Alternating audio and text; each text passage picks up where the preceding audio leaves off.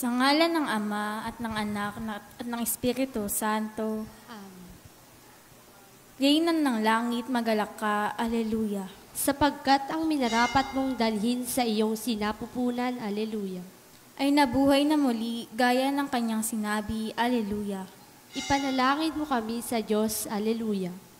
Matuwa ka at magalak, o Birheng Maria, aleluya. Sapagkat tunay na muling nabuhay ang Panginoon, aleluya. Manalangin tayo. O Diyos, sa pamamagitan ng muling pagkabuhay ng iyong anak, na si Jesucristong Panginoon namin, ay minarapat mong paligayahin ang mundo. Hinihiling namin sa iyo na alang-alang sa Birheng Maria na kanyang ina, ay makamtan namin ang kaligayahan sa buhay na walang hanggan. Sa pamamagitan ng Jesucristong aming Panginoon. Amen. Sa ngalan ng Ama at ng Anak at ng Espiritu Santo. Amen.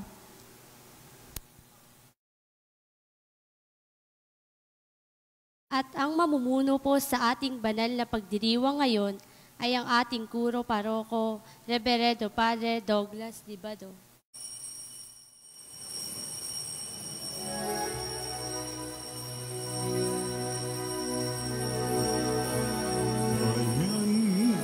Magsiawit na bayan, pinagpala ka, nakilang biyayang pangako niya, sumilay na.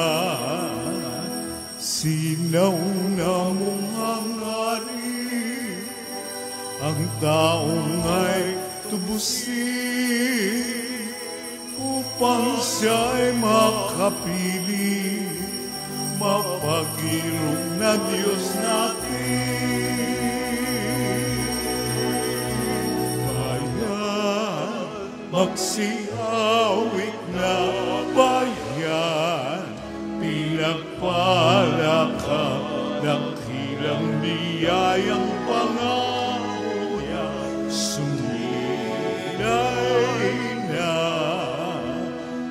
Sa banyang pagkatao, sa buhay niya sa mundo,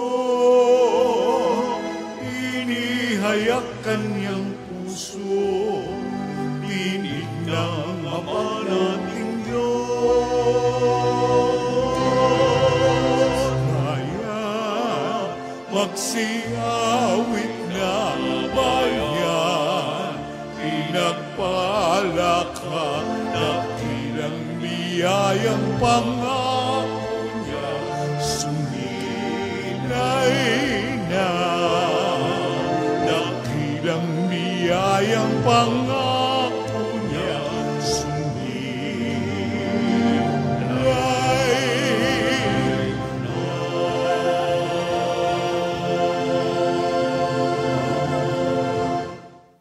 Sa ngalan ng Ama at ng Anak at ng Espiritu Santo. Amen.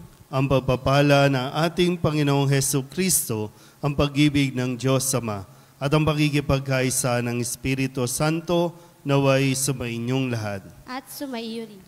Tayo po ay nasa ikatlong linggo ng Pasko ng Pagkabuhay. Mga kapatid, aminin natin ang ating mga kasalanan upang tayo'y maging marapat gumanap sa banal na pagdiriwang. Inaamin ko sa makapangyarihang Diyos at sa inyo mga kapatid, na lubha akong nagkasala sa isip, sa salita at sa gawa, at sa aking pagkukulang. Kaya isinasamo ko sa mahal na Birhen Maria, sa lahat ng mga anghel at mga banal, at sa inyo mga kapatid, na ako'y panalangin sa Panginoong ating Diyos. Kaawaan tayo ng makapangyarihang Diyos, patawarin tayo sa ating mga kasalanan, at patnubayan tayo sa buhay na walang hanggan. Amen.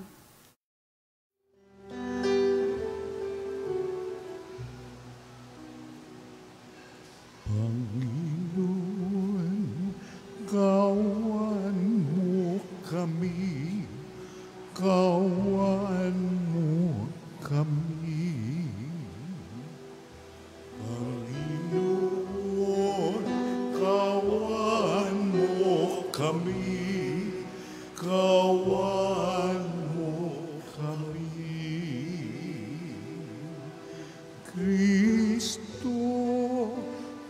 kawan mo kami, kawan mo kami. Kristo, kawan mo kami, kawan mo kami. Panginoon, kawan mo kami, kawan mo kami. Panginoon, kawan mo kami, kawan mo kami.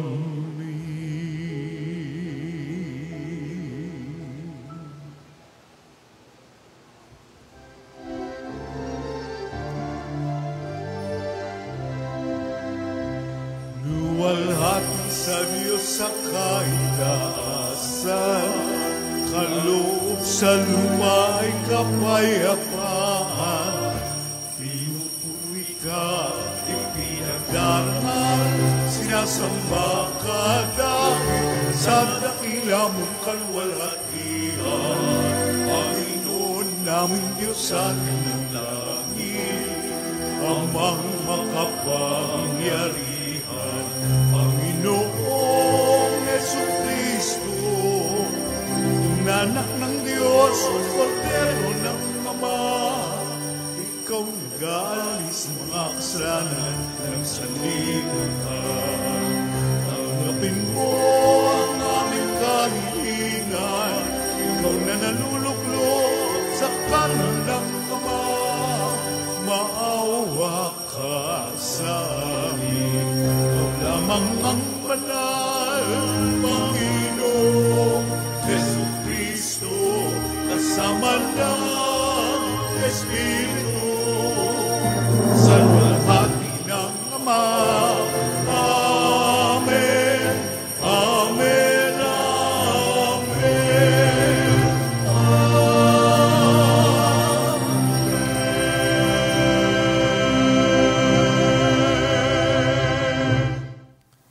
Manalangin tayo.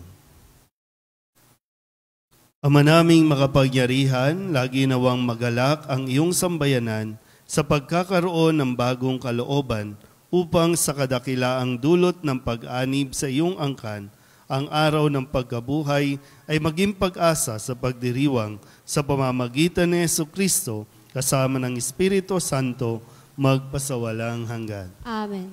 Magsiupo po ang lahat. Nagsalita si Pedro sa ngalan ng mga apostol sa taong bayan.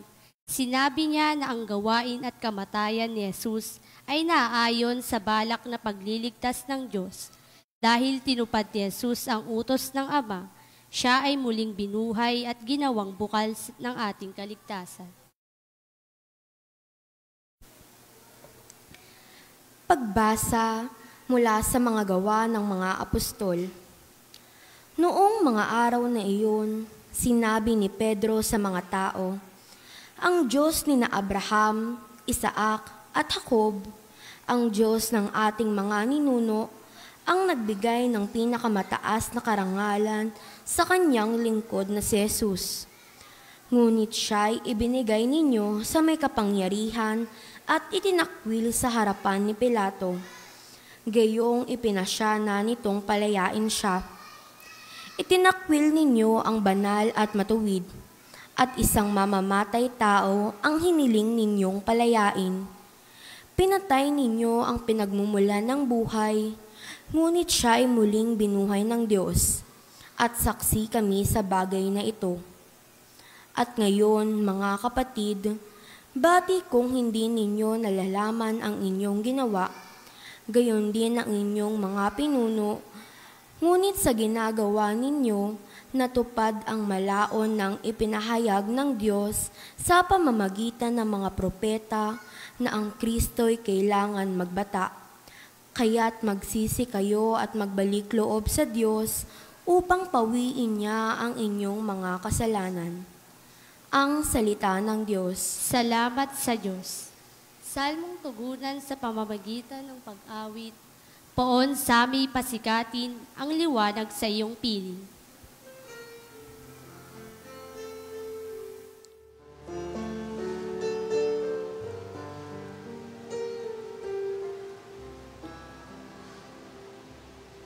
Poon sami pasikatin ang liwanag sa iyong piling. Poon sami pasikatin ang liwanag sa iyong piling.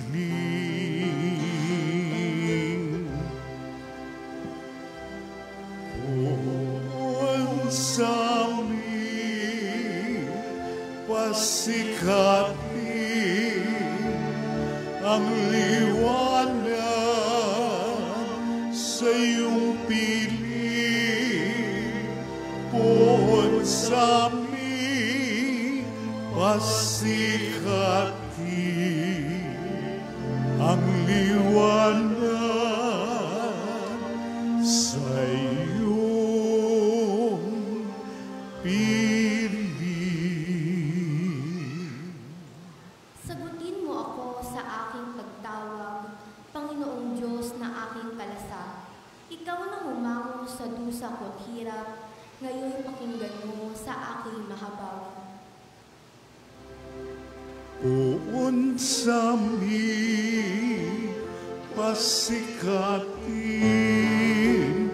ang liwanag sa iyong piling. Poon sami pasikatin ang liwanag sa iyong piling. Dapat mapagpuro ninyo at malaman na mahal ng Poon akong kanyang hirang, dinirinig niya sa pananawagan. Poon sami pasikatin ang liwanag sa iyong piling. Poon sami pasikatin ang liwanag sa iyong piling. O Diyos, ang ligayang bigay mo sa akin, higit na di hamak sa galak na angkin. Nilang may maraming timbak na pagkain at iniingatang alak na inumin. Poon sami pasikatin ang liwanag sa iyong piling. Poon sami pasikatin ang liwanag sa iyong piling. Sa aking paghimlay ako'y mapayapa, pagkat ikaw, Poon, ang nangangalaga. Poon sami pasikatin ang liwanag sa iyong piling. Poon sami pasikatin ang liwanag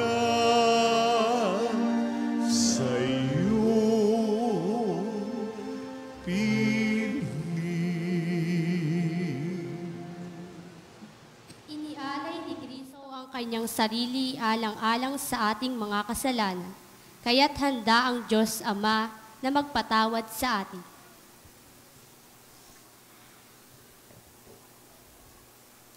Pagbasa mula sa unang sulat ni Apostol San Juan.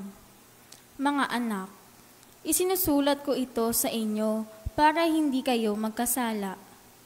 Ngunit kung magkasala ang sino man, may tagapamagitan tayo sa Ama, at iyay si Jesucristo, ang walang sala. Sapagkat si Kristo ang handog sa ikapagpapatawad ng mga kasalanan natin at kasalanan din ng lahat ng tao. Nakatitiyak tayong nakikilala natin ang Diyos kung sinusunod natin ang kanyang mga utos. Ang nagsasabing, nakikilala ko siya, ngunit sumusuway naman sa kanyang mga utos ay sinungaling, at wala sa kanya ang katotohanan. Ngunit ang tumutupad sa salita ng Diyos ay umiibig sa kanya ng wagas. Ganito natin nalalamang tayo'y nasa Kanya, ang salita ng Diyos. Salamat sa Diyos. Magsitayo ang lahat.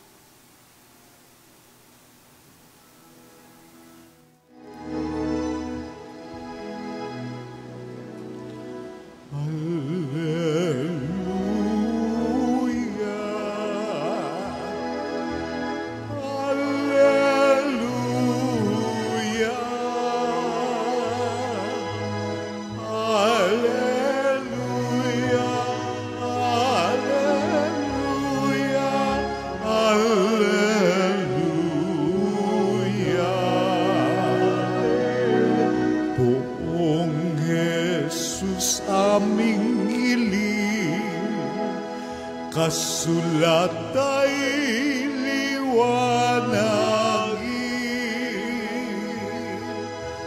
kami ngayon'y pag-alapin. Alleluia, Alleluia.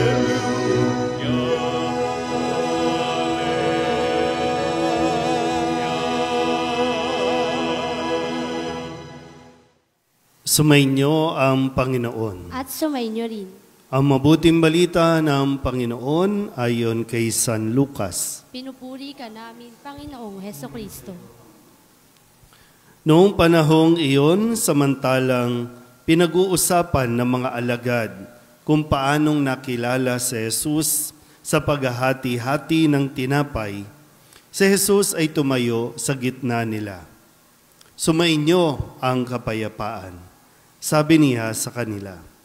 Ngunit nagulat sila at natakot sapagkat akala nila'y multo ang nasa harapan nila.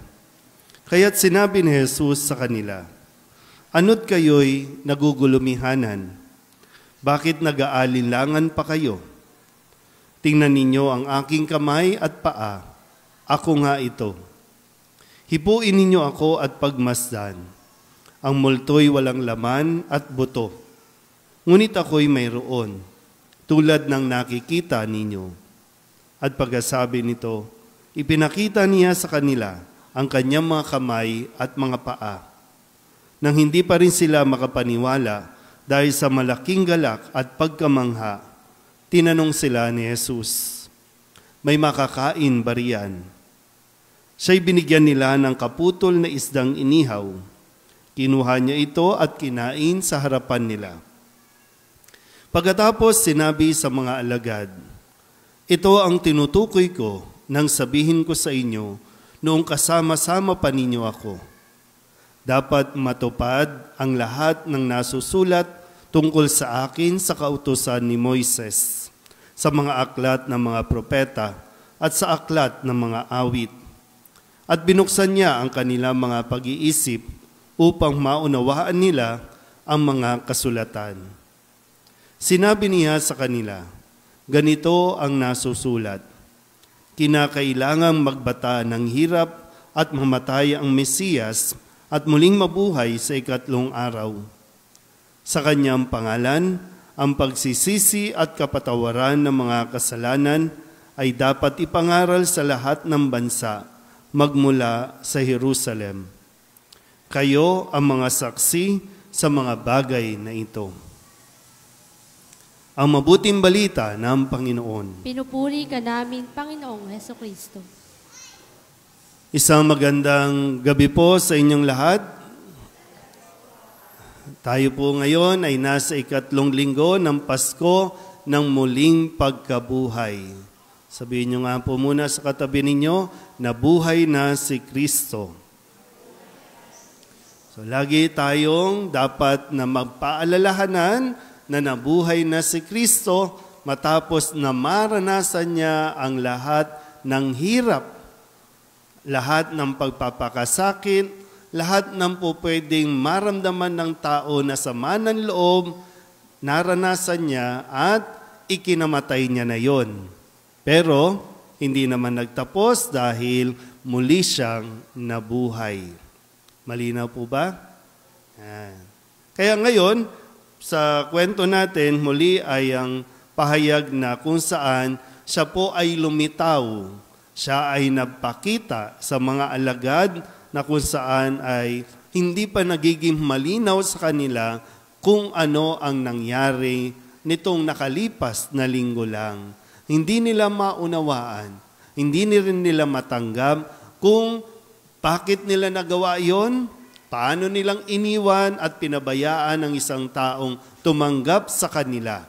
Kung paano nangyari na itong kanilang inaasahan, ang pag-asa nila sa buhay ay nawala sa kanila. At hindi rin matanggap o ma-absorb ng kanilang puso't isipan na pwede siyang mabuhay at totoong nabuhay siya. Pero nang magpakita si Jesus, ang bati niya agad, sumainyo ang kapayapaan.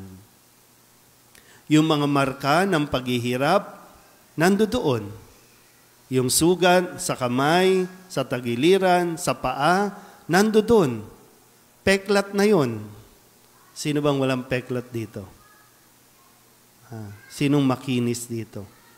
O kaya, sino ang tinakpan ang mga peklat dito? Kasi parang nakakahiya pag may peklat, di ba no? Nakakahiya. Dapat perfect ka eh. Pero bakit nga ba nawawala yung mga peklat at ayaw nating ipakita yung mga sugat na yan? Na kung tutusin, naghilom na eh. Dati masakit eh, pero wala na, di ba? Magamat nandyan yung suga, yung peklat, yung marka, pero wala nang sakit. Ang nagpapasakit lang sa atin na yung patuloy nating binubuhay, yung pinanggalingan, yung pinagmulan ng peklat na yan, ng mga sugat na yan. Yung mga sugat ni Jesus, wala nang dugo. Kung tutusin, pwede naman, di ba? Makapangyarihan sa Jesus eh. Pwede naman mawala lahat ng marka na yan. Pero andiyan, bakit? Para magpaalala, no? Mapaalalahanan ang mga alagad na totoo na nangyari ang lahat ng ito. At ngayon, sinasabi ni Jesus, okay na tayo. Hindi ko kayo sinisisi at hindi ako naparito para maghiganti. Naparito ako para mas bigyan kayo ng kapayapaan. Ngayon, tingnan po natin. No? Kasi sabi ni Jesus, no? Dapat nangyari yun. Dapat mangyari yun. At kailangan nyo maintindihan. Yung mga alagad, no? Kailangan mangyari yun. Na hindi nila nga maintindihan bakit nangyari. Ngayon, sinasabi ni Jesus, kailangan mangyari yun. Ngayon po, gaya ng nasabi ko kanina, bakit nahihiya tayong makita yung mga peklat natin?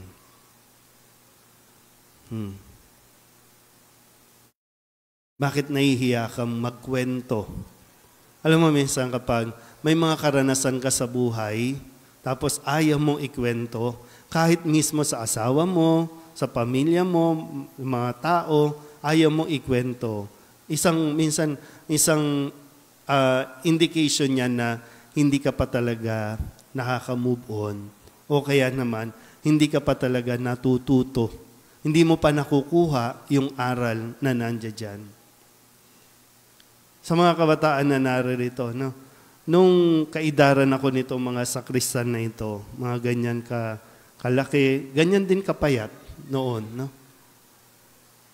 Nahihiya ako malaman ng mga kaklase ko noong grade school, even noong high school, na namulot ako ng basura. Kasi mahirap kami. 10 kaming magkakapatid. No? Mahirap eh. Mahirap maging mahirap. Mahirap yung maghahapunan na hindi mo pa alam kung may pagkain ba. Kasi yung magulang mo naghahanap buhay pa. Hindi mo alam kung may iuuwing pagkain. Minsan merong swerte, minsan merong wala. Minsan merong uwing manok, minsan wala.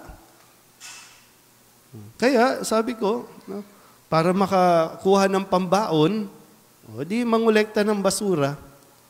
No, yung mga basura ng kapitbahay, no, kukunin, tatapon. Kumikita. So may baon kinabukasan. Pero dati, nahihiya ako kasi baka bulihin ako, baka asarin ako, baka pagtawanan ako. Ay hindi ko makwento-kwento. Pero ngayon, pag binabalikan ko, biruin mo, wow. Isa na siya sa mga kayamanan na maituturing kong naging karanasan ko. Dati nakakahiya, bakit ako mahihiya? Pero minsan natanong, bakit ko nga ba naranasan yun? Bakit hinayaan ng Diyos sa maranasan ko yun? Lahat naman pala ng naranasan ko ay paghahanda para sa isang buhay na ganito. Kasi minsan nahihirapan tayong unawain ang katayuan ng iba kasi hindi mo naiintindihan. Madali lang tayong manghusga. Kaya siya mahirap kasi tamad.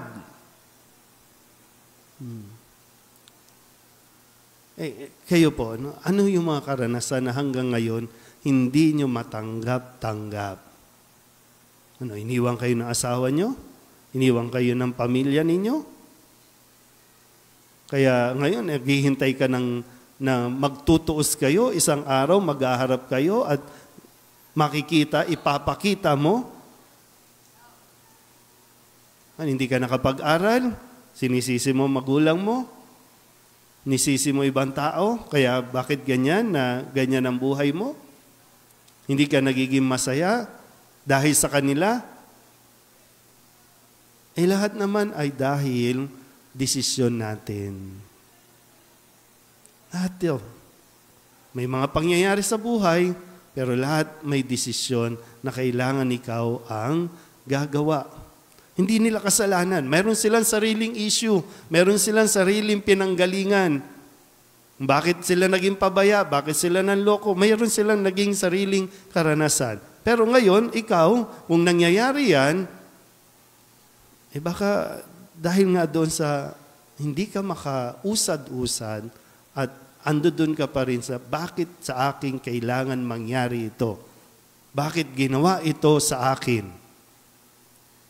Kung nandoon pa rin tayo sa puntong yan, lalong-lalo tayo dapat magdasal, humingi tayo ng grasya kay Jesus na magkaroon din tayo na mabigyan din tayo ng kalawakan ng pangunawa. Na maunawaan natin kahit ang mga kamalian ng iba, kahit yung mga naging kahinaan ng iba, na ikaw yung nakaranas din ng epekto ng kanilang kahinaan.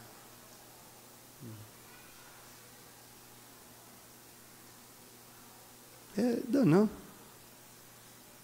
Sinikap, kahit hindi kayang pag-aralin ng magulang, gusto kong makapag-aral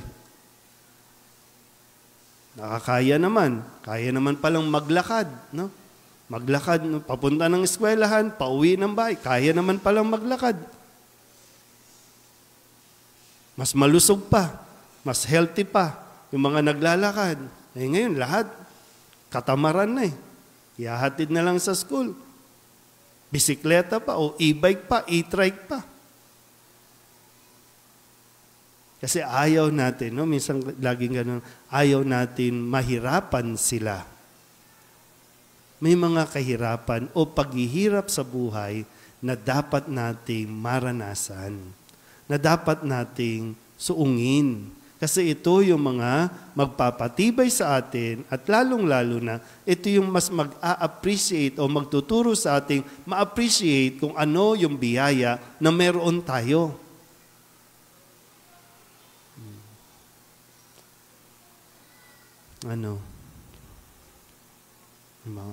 Walang mangyayari sa mga paarte-arte. No? Naku, walang mangyayari dyan. Pero hindi naman sinasabi na wag mong damahin, wag mong damdam. Yung bang mong damahin, okay yan, damahin mo kasi tao ka eh. Pero i-process mo din. I-proseso mo din yung sarili mong damdamin, sarili mong karanasan. Kapag hindi kaya, mayroong mga taong tutulong para maipaunawa ito sa iyo. Lalong-lalo na nandiyan dyan sa Jesus.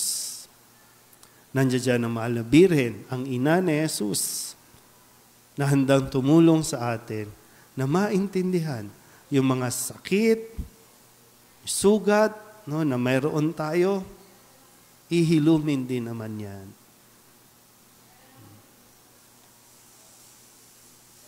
Pero sana po, no, ang kapayapaan ay binibigay ni Jesus para sa atin. Kailangan lang natin matutong tanggapin ang mga nangyari sa buhay natin. Nangyari na yon, tapos na yon. Ang importante, yung sa ngayon, na hindi na natin ito maulit pa. Yung naging pagkakamali noon, huwag nating ulitin na magkamali din tayo katulad noon. May iba rin tayong pwedeng magawa, pero lahat yan ay mayroong rason o dahilan kung bakit dapat mangyari sa buhay natin. Isang pinakamalinaw ay lalong mas makita natin na kasama natin ang Diyos. Amen?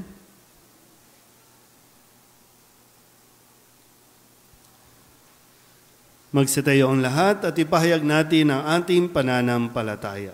Sumasampalataya ako sa Diyos amang makapangyarihan sa lahat, na may gawa ng langit at lupa.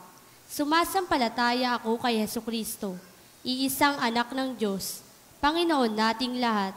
Nagkatawang tao siya lalang ng Espiritu Santo, ipinanganak ni Santa Mariang Berhen, pinagpakasakit ni Poncio Pilato, ipinako sa krus, namatay inilibing, nanaog sa kinaroroonan ng mga yumao, nang may ikatlong araw na buhay na maguli, umakyat sa langit, naluluklok sa kanan ng Diyos amang makapangyarihan sa lahat, doon magbumulang paririto at uhukom sa nangabuhay at nangamatay na tao. Sumasampalataya naman ako sa Diyos Espiritu Santo, sa banal na simbahang katolika, sa kasamahan ng mga banal, sa kapatawaran ng mga kasalanan, sa pagkabuhay na magbuli ng mga namatay na tao, at sa buhay na walang hanggan. Amen. Dumulog tayo sa ating amang gagawin ng lahat para sa kapakanan ng kanyang mga anak. Manalangin tayo. Ama namin, dinggin mo kami. Ama namin, dinggin mo kami. Ama, alalayan mo ang simbahan at ang mga namamahala sa aming bayan. Huwag nawa sila mapagod sa pagsisilbi sa mga dukha, mga inuusig, at mga isinasantabi sa aming pamayanan. Manalangin tayo. Ama namin, dinggin mo kami. Ama, gabayan mo ang mga nahaharap sa mga suliranin sa buhay at mga nabibigatan dulot ng pagdududa at pagkatakot. Manalangin tayo. Ama namin, dinggin mo kami. Ama, makita ka nawa namin sa banal na kasulatan at sambahin ka sa Eucharistia, sapagkat ikaw ay napapasa amin upang pagningasin ang aming mga puso. Manalangin tayo. Ama namin, dinggin mo kami. Ama, patuloyin mo sa iyong kaharian ang mga yumaon naming kapatid. Manalangin tayo. Ama namin, dinggin mo kami. Idulog din natin sa Panginoon ang ating mga personal na kahilingan at mga panalangin para sa ating mga pamilya, kasama ang mga kahilingan ng mga nanonood sa online. Lahat ng mga misang pasasalamat, espesyal na intensyon, agarang paggaling ng mga may sakit, at ang lahat ng mga kaluluwa na inihiling na ipagdasal sa misang ito.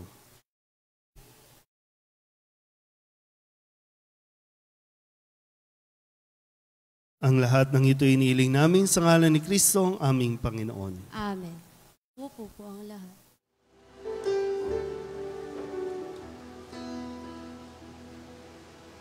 Tubig ng buhay. paglalakbay patungo sa bagong buhay. O Jesucristo, aming gabay, basbasan mo ang aming alay. Bukal ng liwanag, nagbibigay ilaw sa mga bulag.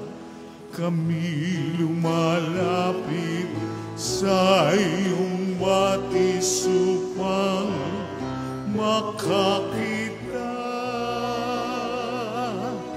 Tubig ng buhay, paglalakbay patungo sa bagong buhay. O Jesucristo, aming gabay, basbasan mo ang aming alay. Basbasan mo ang aming alay. Manalangin kayo mga kapatid upang paghahain natin ikalugdan ng Diyos sa mga makapangyarihan. Tanggapin nawa ng Panginoon itong paghahain sa iyong mga kamay, sa kapurihan niya at karangalan sa ating kapakinabangan at sa buong sambayanan niyang banal. Ama naming lumikha, tanggapin mo ang mga alay ng iyong sambayanang natutuwa. Ang pagkabuhay ng iyong anak na niloob mong aming ikatuwa ngayon ay papagbungahin mo ng galak na mananatili sa amin habang panahon sa pamamagitan niya kasama ng Espiritu Santo magpasawalang hanggan. Amen. Sumainyo ang Panginoon. At sumaiyo rin. Itaas sa Diyos ang inyong puso at diwa. Itinaas na namin sa Panginoon. Pasalamatan natin ang Panginoong ating Diyos. Marapat na siya ay pasalamatan. Ama naming makapangyarihan, tunay ngang marapat na ikaw ay aming pasalamatan. Ngayong ipinagdiriwang ang paghahain ng Mesiyas, ang maamong tupa na tumubos sa aming lahat. Naghahaing walang humpay ang anak mong minamahal upang magkasalo-salo ang tanan sa piging ng iyong buhay. Hindi na mamamatay ang inihain sa krus. Ang sa krus ipinakoy buhay lagi bilang handog. Kaya kaysa ng mga anghel ang sisiawit ng papuri sa iyo nang walang humpay sa kalangitan, kami nagbubunyi sa iyong kadakilaan.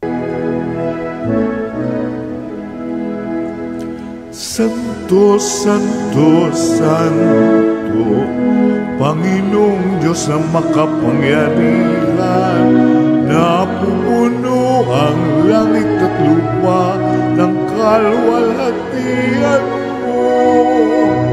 Hosana sa kaitaasan, pinagpala ang naparirito sa ngalan ng Panginoon. Hosana sa kaitaasan. Ama naming banal, ikaw ang bukal ng tanang kabanalan, kaya't sa pamamagitan ng iyong Espiritu, gawin mong banal ang kaloob na ito upang para sa aming maging katawan at dugo ng aming Panginoong Hesu Kristo. Bago niya pinagtiis ang kusang loob na maging handog, hinawakan niya ang tinapay, pinasalamatan kaniya, pinaghati-hati niya iyon, iniabot sa kanyang mga alagad at sinabi, tanggapin ninyong lahat ito at kanin, ito ang aking katawan na iahandog para sa inyo.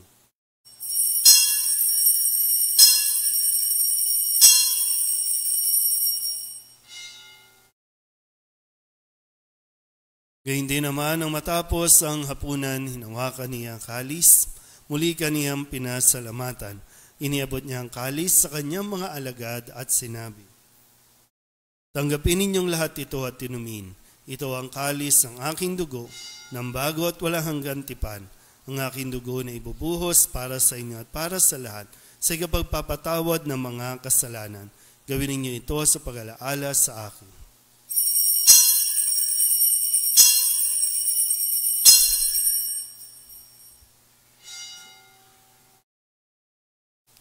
Ipagbunyi natin ang misteryo ng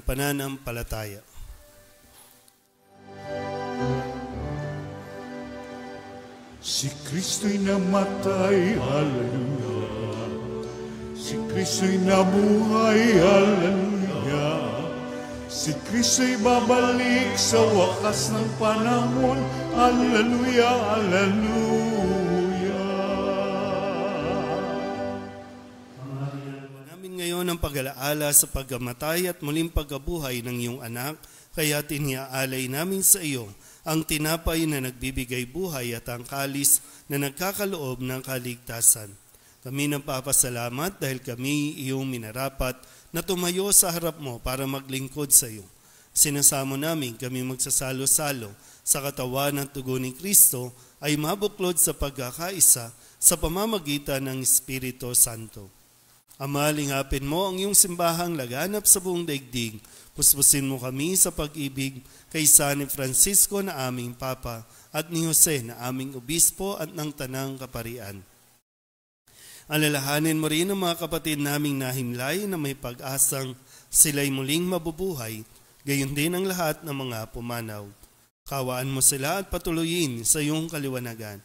Kawaan mo at pagindapating kaming lahat na makasalo sa iyong buhay na walang wakas.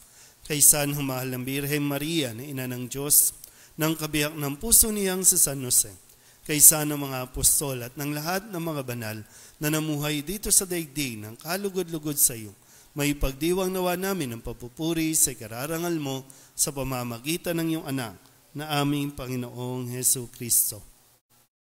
Sa pamamagitan ng Kristo, kasama niya at sa Kanya, ang lahat ng parangal at papuri ay sa iyo, Diyos Amang makapangyarihan, kasama ng Espiritu Santo, magpasawalang hanggan. Amen, amen, amen. Amen, amen, haleluya. Purihin ang Diyos, purihin ang Diyos. Amen, haleluya. Amen, amen, amen. Amen, amen, haleluya.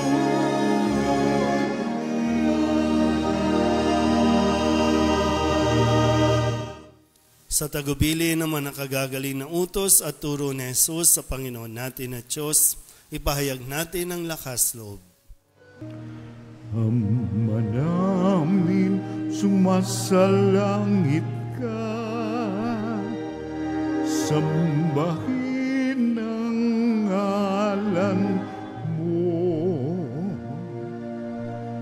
mapasa amin ang kaharian mo, sundin ang loob mo, dito sa lupa para lang sa langit. Bigyan mo kami ngayon ng aming kakanin sa araw-araw at patawarin mo kami sa aming mga sala para ng pagpapatawad namin sa nagkakasala sa amin. At huwag mo kaming ipahintulot sa tukso at diadya mo kami sa lahat ng masama. Inihiling namin kami iadya sa lahat ng masama, pagkalooban ng kapayapaan araw-araw, iligtas sa kasalanan at ilayo sa lahat ng kapahamakan, samantalang aming pinananabikan ang dakilang araw ng pagpapahayag ng tagapagligtas naming si Jesu Kristo. Pagkat sa iyo ang kaharian, kapangyarihan at kapurihan, ngayon at magpakailanman.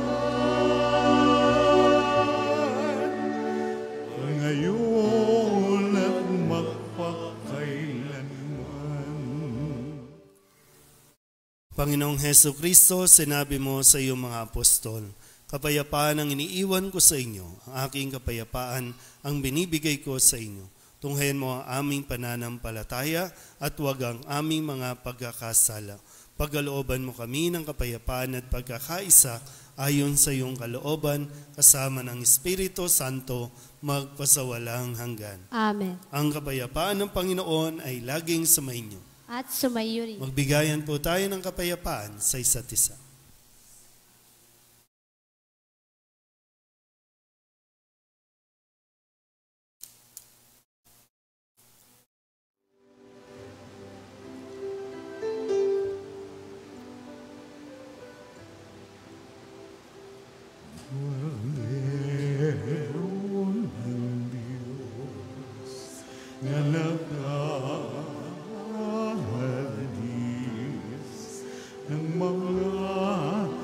Kasalanan ng sanlibutan, maawa ka sa amin, maawa ka sa amin.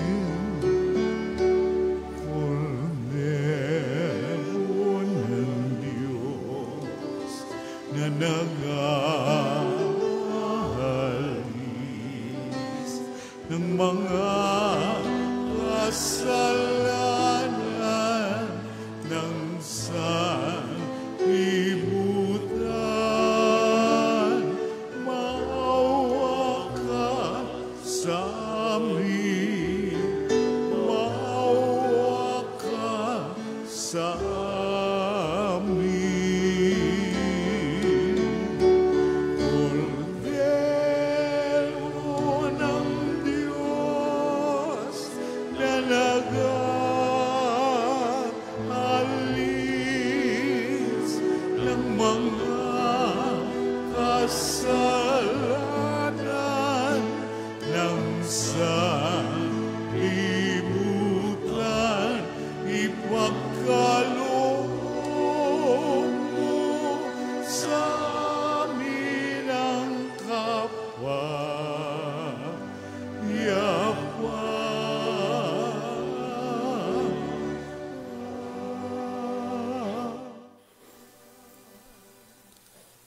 Ito ang kordero ng Diyos. Ito ang nag-aalis ng kasalanan ng sanlibutan. Mapalad ang mga inaanyayahan sa kanyang piging.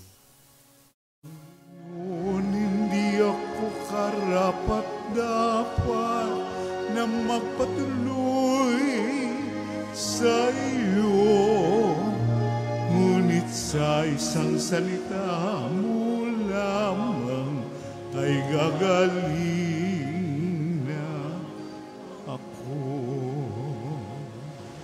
Tawa ni Kristo.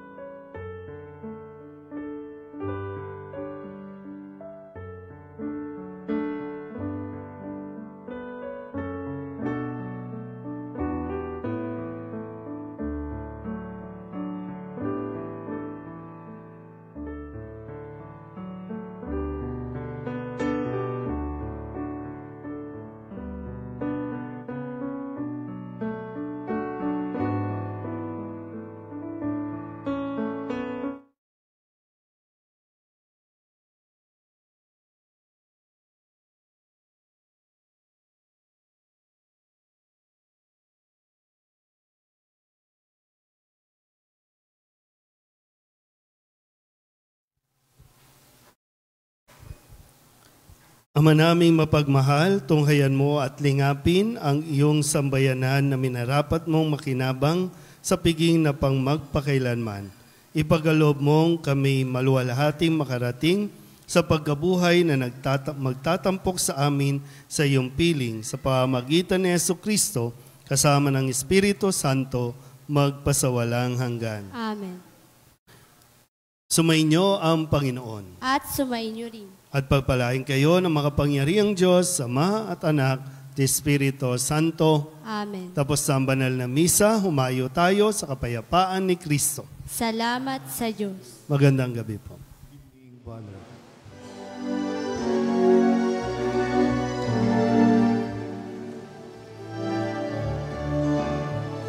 Humayon at ipaya, kanyang paggaling at habag, sa buhay pag-ibig at katanungan, tanda ng kanyang kaharian.